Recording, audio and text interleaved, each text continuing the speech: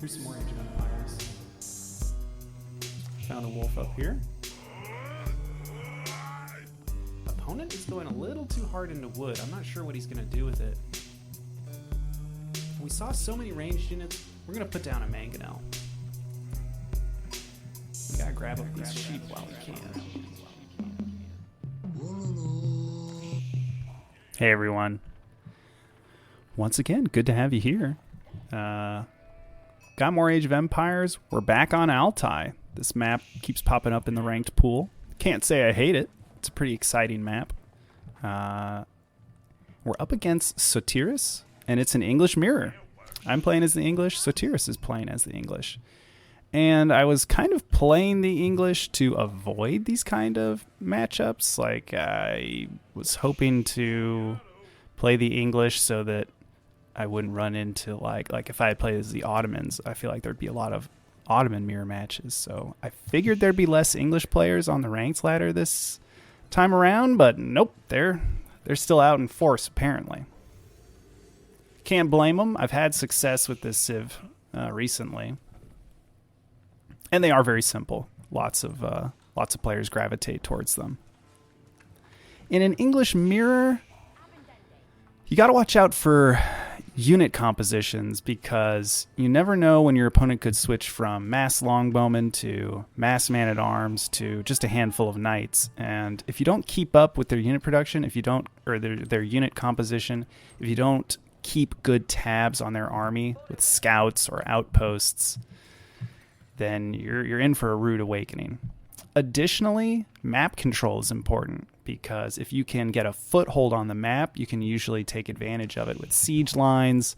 You can be aggressive. Like, if you can get a foothold on the map, it's really hard to break that because you have that network of castles enhancement. We've identified a good path to go for harassing him, so we're going to send our scout this way, and we'll send a longbowman. Important to send the scout first because you can decide whether or not the attack is worth it. And the moment I see a third longbowman rallying up here and my unit getting attacked by a wolf, I realize that I need to back off. So I'm going to pull the scout back, and you can see his longbowmen are actually coming forward. Yep, there's a villager as well. So this is what I mean about map control. It looks like he's going to try and get a foothold out on the map. And because I've decided to hang back and build this outpost, I can't really contest him. My wood has gone into this outpost rather than additional longbowmen. Also, I'm getting a bit too much food. Don't need this 300 food that I've got. I think my opponent's got the right mix here. Yeah, he had 9 villagers on food. Looks like I finally took them off of food. Realized I had just way too many on food. He's wisely going hard into wood.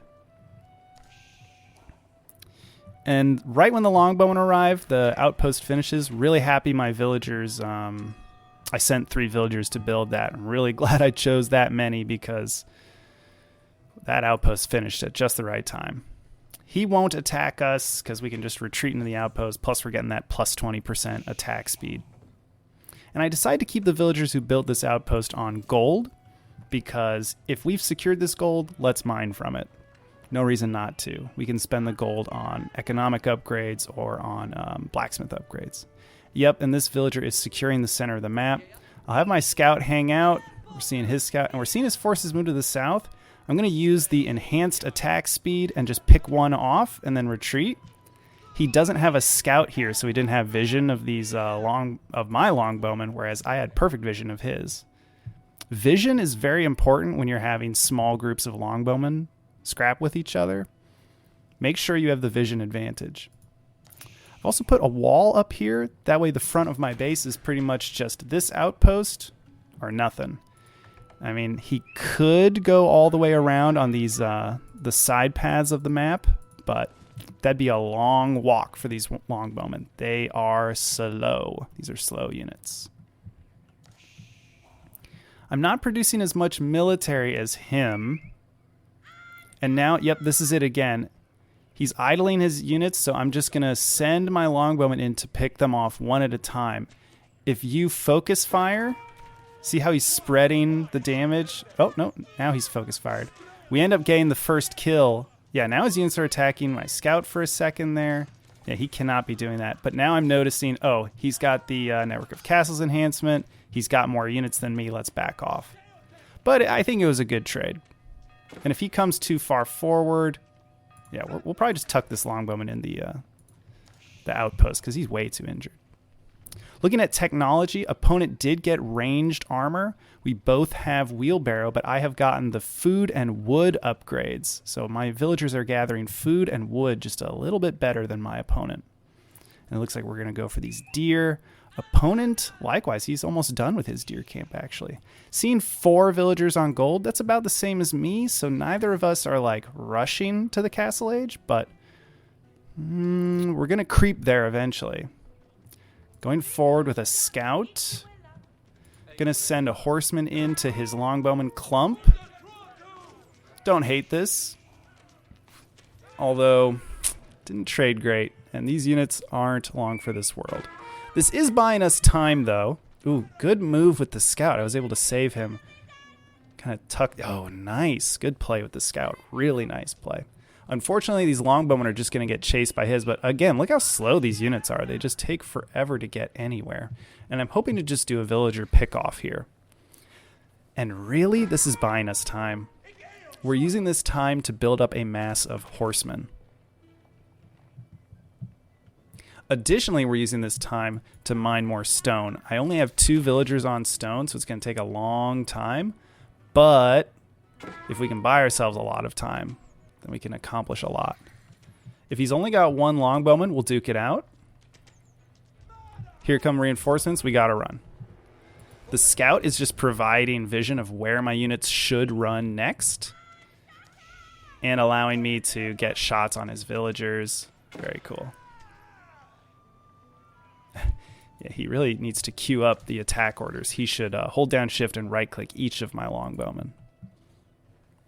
And I noticed that if he's got some of his units back here, he's probably a bit thinner on the front. Maybe we should attack.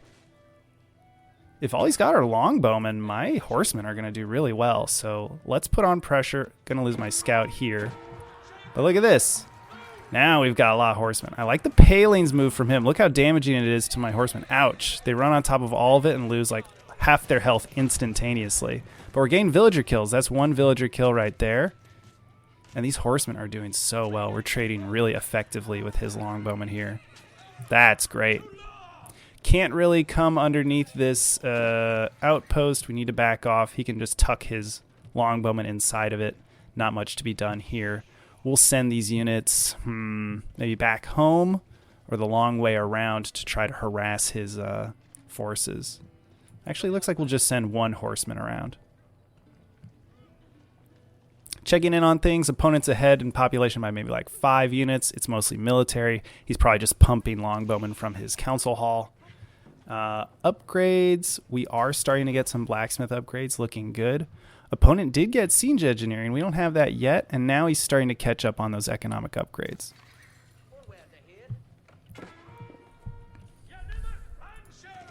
Down here, running into his longbowman. I mean, at least we're getting more previews, but that attack speed enhanced clump of longbowmen was scary. This horseman is hunting for that 1 really injured villager at this gold mine. So that's what we're on the lookout for. And if he runs into like 2, 3 longbowmen, he can take them. He can't take on all these horsemen, so he's pretty much dead. But if we can find that injured... Hey, there she is. Stab. And run. That felt good. That's 2 villager pickoffs. We're ahead by like 1 villager. And most importantly, we've got our stone. Yep, we've got our stone for our second town center. Oof, losing a scout there. Catching a glimpse of his army. Lot of longbowmen. We did save up enough to go to the next age. Consequence of just not producing units, not really spending too much gold. We're going to drop the white tower at the front of our base. Additionally, we're probably going to start chopping away at these trees. I don't want to thin this wood line too much. It's serving as a great wall for us. These horsemen are going to be annoying. I just know they're going to come the long way around and attack my base. But that does mean his forces are split. We're going to try and engage here. We just don't want to fight when he has the network of castles upgrade. But once this white tower finishes, we can just sit back and relax. Because he cannot punch through this. And he's nowhere near going to the next stage. He needs to fix his economy. He needs to get villagers off of wood. I need to fix my economy as well. I need a bit more wood. We spent it all on the second town center. So yeah, we don't get the King's Palace because we got the White Tower, but we are getting a second town center anyway. Oh, these longbowmen keep just shredding my horsemen. Oh, and here come his horsemen into my farmlands. We're going to lose villagers here. Ouch, ouch, ouch. No textiles on these villagers. Look at that. He's already up to 3 villager kills, 4. And I think he'll go up to 5 here shortly. Yeah, he's going to get this villager as well. Ouch. At least his horsemen are dying to this town center fire. These villagers at the stone should probably run. Same with these villagers at the wood, or these deer. Need to send these units back into my base to guard my villagers. So now we're at a disadvantage. We lost 5 villagers there, so now we're behind by like maybe 7 or 8 villagers. But yeah, the horsemen are gonna have to run. That's way too much arrow fire. Need to get these villagers back to work. Glad to see we're continuing production of villagers. We're also getting a monastery down. That's a fast monastery. I like seeing that. Early on, we can grab up relics and start to secure sacred sites. Yeah, here go his horsemen around the edge. If he wants to just kind of... Oh, no, no, no, horsemen. Oh, no, that's painful. Run, horsemen, run. There we go. I think I need to start rallying units at a much closer, maybe like back here at the gold, because he knows that he can just like bait my units in. But now, yeah, if he gets too close, yeah, the white tower just murders his longbowman. Continuing to play defensively. We have an economic advantage with our second town center. However, we haven't quite reached that advantage just yet. Losing more villagers to his horsemen. However, we're sending forces to clean it up. Yep, he's going to back off. Very good. This outpost will help. I can at least retreat these villagers inside of it when his horsemen come back. We'll send a raiding force of our own. These are still Vanguard man-at-arms. We really need to get those upgrades for them. But we are making knights. The King's Palace is so convenient. I mean, we can just make whatever we want from this keep.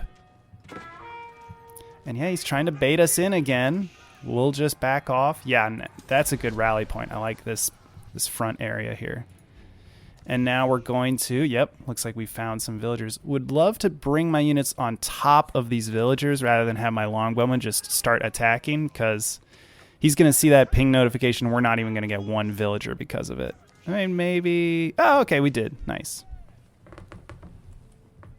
Smart decision here by me. Leave the longbowmen and then take these forces elsewhere. The longbowman will just deny his villagers from gathering here for a while. These units, I don't want them to die, so I'll send them elsewhere to maybe raid another part of the map.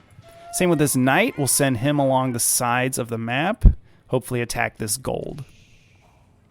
And if we can continue to bait his longbowman into my white tower, that'll be great. But that... Oh my god, look at all these longbowmen. I mean, it's like 25 longbowmen. Yeah, they can take out a knight. It's kind of crazy. But if he's going to keep rallying his units to the front, we'll attack from the sides. Additionally, we can eventually get, yeah, we're probably going to want to get a mangonel. And we're getting a 3rd town center up. So you can see we are pulling ahead in villagers. Consequence of my opponent maybe losing another villager and us just constantly producing from these 2 town centers. And nice, a relic secured.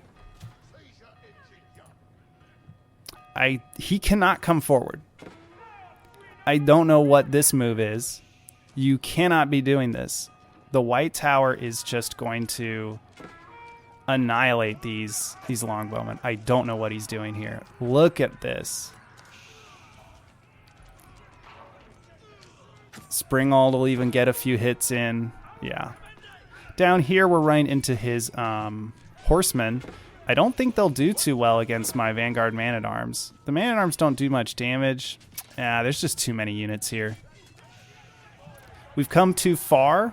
We'll back off, but he lost a lot of longbowmen there. More than he thinks. And finally, we're getting the mangonel out, and more importantly, we're getting network of citadels. And I noticed the tooltip on this is wrong. It says it increases it from plus 25 to plus 50. It's actually plus 20 to plus 50, so it's better than you think. And it is expensive. The gold and stone is rough, but it's worth it. Thought we'd get villager kills with this knight, but he's quick on the draw, and he retreats his villagers. I'm going to try and run off with the knight, although he has knights of his own as well. Let's take a look at technology. We've both got level 2 wood, both got level 1 food. I'm starting to get better blacksmith upgrades, but I need to keep at it. Need to keep producing, or we need to keep queuing these up. We are getting enough gold income, but we're kind of spending it on siege instead, which is probably the right decision considering how much map control he has right here. Securing more relics off the map. This villager is going to help save this poor monk. There we go. Yeah, get it down. And right as we start capturing this sacred site, we're finishing this wall up. Perfect. Now we can enjoy all these resources, the gold, the deer, the berries, the stone, and this sacred site.